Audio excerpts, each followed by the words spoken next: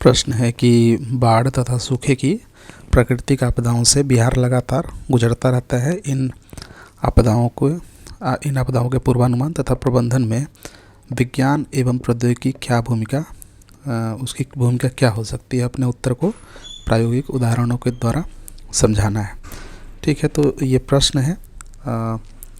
तो इसमें देखें हम लोग कि बिहार में बाढ़ एवं सूखे की प्राकृतिक आपदाओं के पूर्वानुमान एवं प्रबंधन में विज्ञान एवं प्रौद्योगिकी की भूमिका। तो इसका पहले जब इंट्रो लिखेंगे तो ये लिख सकते हैं कि बिहार भारत के सर्वाधिक आपदा प्रवण राज्यों में से एक है। राज्य का लगभग 73% क्षेत्र बाढ़ प्रभावित है। विशेषकर उत्तर बिहार की कोसी, गंडक, बागमती, बूढ़ी गंडक, महानंदा एवं गंगा नदी प्रणालियों के कारण। वहीं दक्षिण एवं मध्य बिहार के 30 से अधिक जिले, जैसे देखा जाए तो गया, नवादा, औरंगाबाद, रोहतास और कैमूर, ये 30 नहीं होना चाहिए, यहाँ पर आंकड़े को दुरुस्त करने की आवश्यकता है। रोहतास एवं कैमूर नियमित रूप से सूखे की चपेट में रहते हैं। ऐसी दोहरी आपदा स्थिति में विज्ञान एवं प्रौद्योगिकी ने इन आपदाओं के पूर्वानुमान को अधिक सटीक तथा प्रबंधन को अधिक प्रभावी, त्वरित और लक्ष्य आधारित बनाया है। तो देखिए, ये आपदा में मुख्यतः बिहार में हम लोग पढ़ते हैं, एक तो बाढ़ और दूसरा है सूखा। तो ये प्रश्न दोनों के विषय में पूछा जा रहा है कि बाढ़ और सूखा में साइंस एंड टेक की भूमिका क्या है।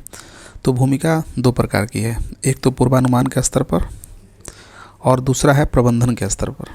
ठीक है, तो पहले पूर्वानुमान के स्तर पर देखें कि पूर्वानुमान में विज्ञान और प्रौद्योगिकी की भूमिका क्या हो सकती है। तो बाढ़ के पूर्वानुमान में देखें तो उपग्रह चित्रण एवं रिमोट सेंसिंग तकनीक, भारतीय अंतरिक्ष अनुसंधान संगठन इसरो के रीसैट-1, कार्टोसैट, इनसैट 3D, 3DR तथा यूरोपीय सेंटिनल-1 SAR उपग्रह बादल आवरण के बावजूद वास्तविक समय में आंकड़े उपलब्ध कराते हैं। इससे क्या होता है कि नदी जल स्तर, वर्षा तीव्रता एवं बाढ़ के फैलाव का आकलन किया जाता है। तो उपग्रह चित्रण एवं रिमोट सेंसिंग तकनीक ये बाढ़ पूर्वानुमान के लिए है। इसके अगर उदाहरण की बात करें तो वर्ष 2024 की बाढ़ के दौरान इसरो NRSC द्वारा भुवन पोर्टल पर दैनिक बाढ़ मानचित्र जारी किए गए, जिनके आधार पर बिहार सरकार ने 20 से अधिक जिलों में समय रहते चेतावनी जारी की। दूसरा जो हम देख रहे हैं बाढ़ के लिए, डॉपलर मौसम रडार एवं संख्यात्मक मॉडल, मौसम मॉडल। तो भारतीय मौसम विज्ञान विभाग IMD द्वारा पटना एवं मुजफ्फरपुर सहित विज्ञान में स्थापित डॉपलर वेदर रडार 3 से 6 घंटे पूर्व भारी वर्षा के अनुमान देते हैं। WRF, GFS और ECMWF जैसे मॉडल वर्षा की संभावना का आकलन करते हैं। उदाहरण स्वरूप देखें तो जुलाई 2023 में उत्तर बिहार में भारी वर्षा की पूर्व चेतावनी के कारण बिहार राज्य आपदा प्रबंधन प्राधिकरण यानी कि BSDMA ने समय रहते बड़े पैमाने पर लोगों को सुरक्षित स्थानों पर पहुंचाया। चौथा देखें तो कृत्रिम बुद्धिमत्ता आधारित प्रणाली, गूगल फ्लड हब जैसे मंच कृत्रिम बुद्धिमत्ता आधारित हाइड्रोलॉजिकल मॉडल से 7 दिन पूर्व तक बाढ़ की गहराई एवं विस्तार का अनुमान लगाते हैं। उदाहरण के लिए देखें तो कोसी एवं गंडक बेसिन में सामुदायिक बाढ़ चेतावनी प्रणाली से 2022-23 में बाढ़ पूर्व सूचना की सटीकता में उल्लेखनीय सुधार हुआ। तो ये हम लोगों ने ये जो 4 उपाय देखे, ये पूर्वानुमान के स्तर पर ये बाढ़ के थे।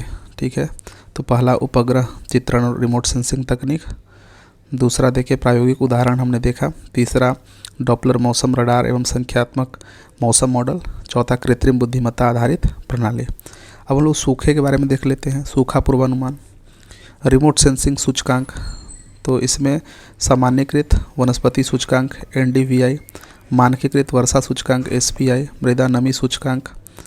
तो इनसे फसल स्वास्थ्य एवं सूखे की तीव्रता का आकलन किया जाता है। उदाहरण के लिए इसरो के राष्ट्रीय कृषि सूखा आकलन एवं निगरानी तंत्र NADAMS ने वर्ष 2023 में गया, औरंगाबाद एवं नवादा जिलों में मध्यम से गंभीर सूखे का पूर्वानुमान दिया था।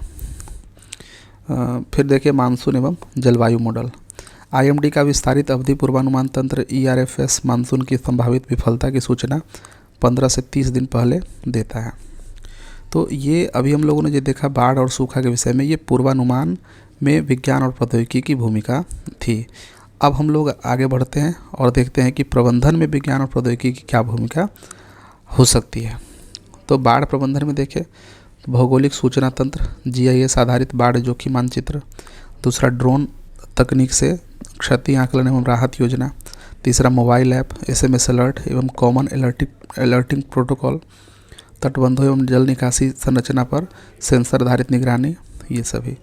प्रायोगिक उदाहरण में देखें तो 2024 की बाढ़ में GIS आधारित विश्लेषण से 1000 से अधिक संवेदनशील गांवों की पहचान कर राहत शिविर स्थापित किए गए थे। सूखा प्रबंधन में देखें तो सूक्ष्म सिंचाई तकनीक यानी कि ड्रिप और स्प्रिंकलर सिंचाई तकनीक अपनाई जानी चाहिए। उसके बाद है सूखा रोधी फसल किस्म एवं फसल विविधीकरण।